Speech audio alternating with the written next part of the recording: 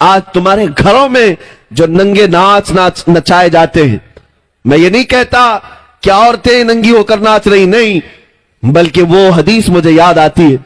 मेरे आका सल्लल्लाहु अलैहि वसल्लम ने फरमाया था, क़यामत के करीब तुम देखोगे कि जिना इतना आम हो जाएगा कि इस तरह से लोग सड़कों पर करेंगे जैसे गधे और कुत्ते जोड़ा खाते हैं। जिना इस तरह से आम कर दिया जाएगा। बेपर्दगी और अखलाक से गिरी हुई हरकतें ऐसी आम हो जाएंगी।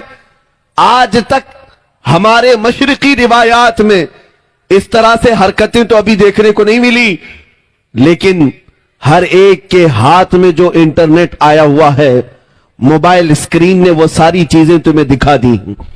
टेलीविजन दुनिया ने ये तुम्हें अखलाक से घिरी हुई जिना की नंगी तस्वीरें दिखाना शुरू कर दिया है।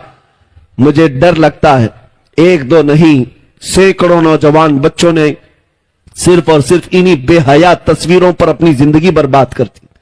कितनों की जवानी खत्म हो गई पता है आपको?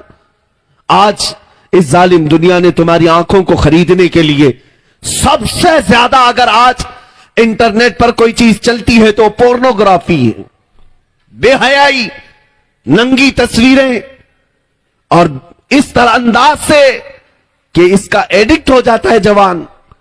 जिस तरह से नशा का एडिक्ट होता है, बहुत सारे नौजवान पोर्नोग्राफी के एडिक्ट हो चुके हैं। मुझे वो बात भी याद आती, मेरे आका ने फरमाया था, क़यामत के करीब उंगलियों के पोर से गुनाह किए जाएंगे। मेरे आका ने क्या फरमाया था? उंगलियों के पोर से गुनाह किए जाएंगे। हो सकता है उस वक्त इसका तस्वुर भी ना हो कि उंगलियों के पोर से क्या किया जा सकता है, लेकिन आज हर कोई जानता है। ये टच स्क्रीन आकर के इसने साबित कर दिया कि सारे गुनाह इस उंगली के पोर से ही हो रहे हैं, उंगलियों के टच से होते चले गए। आप क्या समझते हो, रात की तारीकी में या तन्हाई के कमरे में बैठकर बेहयाई की तस्वीरें देख लें और गंदी फिल्में देख लें, कोई नहीं देख रहा है, मां बाप नहीं देख रहे, पर्दा लगा हुआ है, दरवाजा बंद है।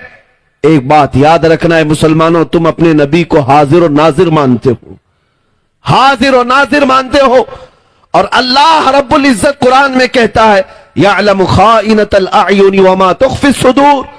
वो अल्लाह है जो तुम्हारी आंखों की खयानत को भी देख रहा है और तुम्हारे दिलों में छुपे हुए हालात को भी देख रहा है। क्या तुम रब्बे जुल जलाल को देखने की हालत में बेहया बन सकते हो, नंगे बन सकते हो? आज मैं इन बातों पर तवज्जो इसलिए दे रहा हूं कि आज हमारे बच्चों को अगर किसी चीज ने बर्बाद किया है तो इसी दुनिया ने बर्बाद किया। इससे बचने का तरीका क्या है? इससे बाहर आने का तरीका क्या है? जो नौजवान इंटरनेट की दुनिया में अपने अखलाक तबाह करके बैठे हुए हैं, इससे बाहर कैसे आएंगे? एक ही नुस्खा है, एक ही इलाज है। इन आंखों को तड़प और तमन्ना दे दो ताजदार मदीना को देखने की। एक बार उस चेहरे पाक को देखने की तड़प पैदा करो। देखना, हुजूर को देखने की जो आंखें हैं ना, वो फिर बेहया कभी नहीं हो सकती, वो बेहया नहीं होंगी।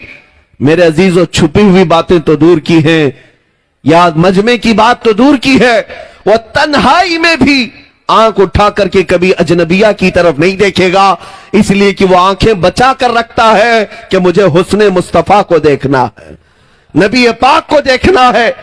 आओ मैं तुम्हें बता दूं, उस रसूल पाक सल्लल्लाहु ताला अलैहि वसल्लम का तस्वुर जब तक तुम अपने जहन और दिमाग में नहीं लाओगे, तब तक ये दुनिया बार बार तुम्हें टोचन मारती रहेगी, धोखा देती रहेगी। तुम रोज तौबा करते हो, फिर तन्हाई में जाते हो तो गुनाह कर बैठते हो।